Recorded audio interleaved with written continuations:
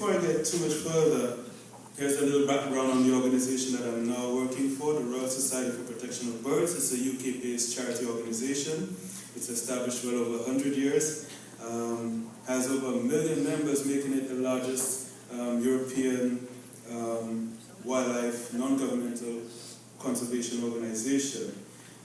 Its resources somewhere in the order of £94.7 million, and it covers a number of nature reserves across the United Kingdom. And it has a specialist working group that focuses on non-native species, which has lobbied successfully for EU legislation to be passed, and that has implications which I will address later on in my presentation. So, what are invasive alien species? Yesterday, when I arrived at Miami International Airport, the protocol officer asked me what I'd be doing. I said I'd be presenting on invasive alien species. He said, what? And I said, what do you think? I said, okay, it has to do with introduction of foreign species into areas and the disruption they have on ecological systems. And she said, oh, because some people think of UFOs. But that's not our subject here today. But then, fortunately, my next experience was right there with the U.S. Customs officer.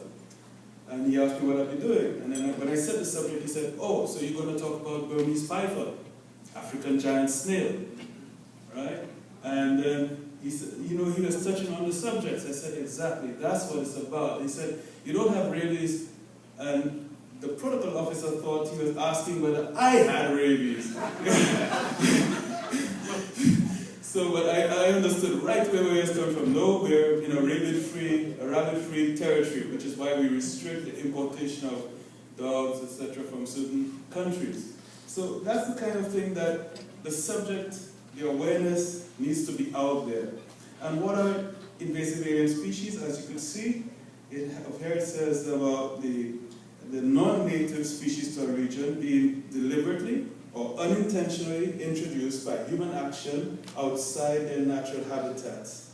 Now, you know, you could have pathways where these different species survive and they come through. So you can have introduction through natural means, natural pathways. For instance, the winds could carry a species across. There was one incident where some years ago, I think it was like around 1992, we had the African desert locusts arrive on our islands, and it came by natural means, blown across the Atlantic Sea and ocean, and it came down the islands. That's a natural pathway. But then we're going to be looking at the human pathways, in your particular case, the shipping sector. A little bit more in terms of my particular project which was mentioned. Yes, we are focused on the impact of invasive alien species in the Caribbean, UK overseas territories.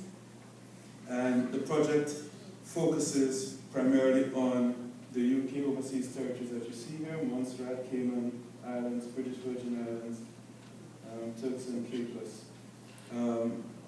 In those cases, you have the issues regarding rats, feral livestock in forests. These are the issues that this project is looking at, especially on offshore islands. So, when I spoke about pathways and I spoke about the natural system, the winds bringing these species across, however, we also have what we call in my line of work the 4 T's, and that would be trade, transport, travel, and tourism, all relevant to your industry. And these are considered the pathways, and the indicator of how a species, how invasive it is first and foremost, the species has to survive the translocation, and then it must be able to reproduce and thrive. And that's where they show that they can disperse, they're highly able to adapt to their new environments and to survive on all sorts of various types of foods. But trade and transport didn't start in the Caribbean with this new generation. Historically, from pre-Columbian times, indigenous peoples in the region shipped things. They moved by way of huge canoes, and they found their way around. And evidence of the trade conducted back then was found in the middens, or what we call the rubbish heaps, in those pre-Columbian communities. They traded in plants, they traded in wildlife. And so this was activity that was going on back then. And if you look at this list, you can see some of the crops and produce that was, important to the generations back then. We talk about cassava, guava, and for us Jamaicans, you'll say Guinea. Or in St. Lucia, we call it Aki. Yes? Right, so there's so many different names. Chenet, all kinds of things. But they were prized back then, just as we prize them today. So movement of resources is nothing new. And with that, also appreciation for wildlife back then, the birds.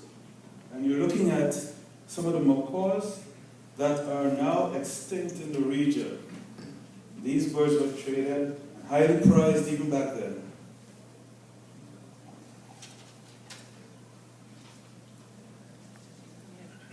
Then we come to the era of Columbus, and we saw that some of these highly valued plants and animals, which I just showed you, entered into a transatlantic trade with Europe. And so such early steps in globalization ushered in issues involving the movement of species and had subsequent ecological and socioeconomic consequences for the Caribbean. I came across this book called Mosquito Empires, and the author makes the point that in the 17th century, migrant mosquitoes such as Aedes aegypti were introduced to the Americas largely through the mechanism of the transatlantic slave and sugar trade, with ships serving as super vectors, efficiently moving both mosquito and virus from port to port.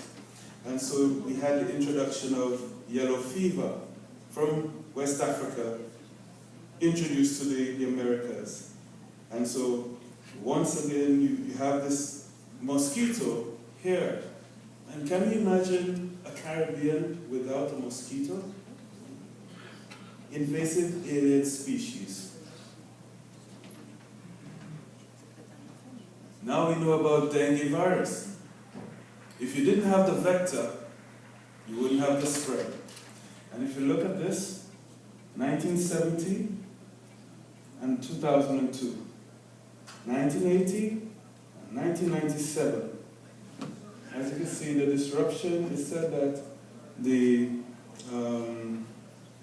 disruption of the Second World War, in particular, the coincidental transport of Aedes mosquitoes around the world in cargo, are thought to have played a crucial role in the dissemination of the viruses. And that's from the Centers of Disease Control. That's not Lyndon John saying this. So as a result of a historical invasive alien species legacy, this vector mosquito is now responsible for our current epidemic outbreaks in dengue and chikungunya. Same mosquito, responsible for this problem that we're facing in the Caribbean right now, declared an epidemic on 30th of April 2014, just last month, with 4,100 confirmed cases and 31,400 suspected, according to the World Health Organization. And so we've had the subsequent fallout from this introduction of this new virus. And the fallout affects the economy through the loss of work days, and of course, fatalities involved in this. But we're not only looking at impacts on human beings when you introduce an exotic species like this.